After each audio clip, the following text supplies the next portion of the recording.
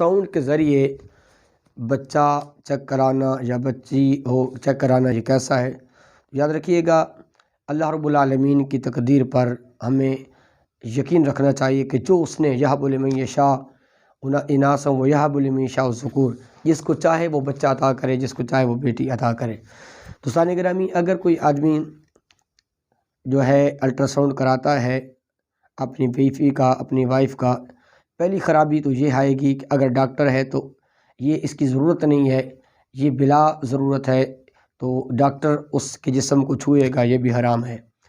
اگر lady doctor بھی ہو تو پھر بھی اس میں ضرورت نہیں ہے، بلا ضرورت کسی عورت کا کسی عورت کی سطر کو دیکھنا، شرمگاہ کو دیکھنا، یہ بھی ناجائز اور حرام ہے۔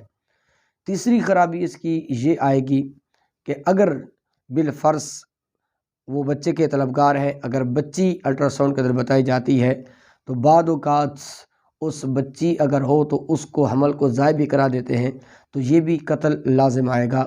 اور چوتھی خرابی اس کی یہ ہوتی ہے کہ اگر الٹراساؤنڈ کے ذریعے کیا ہے پتہ کرایا جائے، اگر بچی ہو تو بعض اوقات یہ ہوتا ہے کہ میاں بیوی کے درمیان نفرت پیدا ہو جاتی ہے، شوہر اس بیوی کو بعض اوقات طلاق بھی دے دیتا ہے، حالانکہ اس بیچاری کا قصور نہیں ہے، لیکن اس بیوی کو طلاق بھی ہو جاتی ہے۔ نوبت یہاں تک آ جاتی ہے کہ خاندانوں کے درمیان دشمنی پیدا ہو جاتی ہے، طلاق جیسے مسائل پیدا ہو جاتے ہیں۔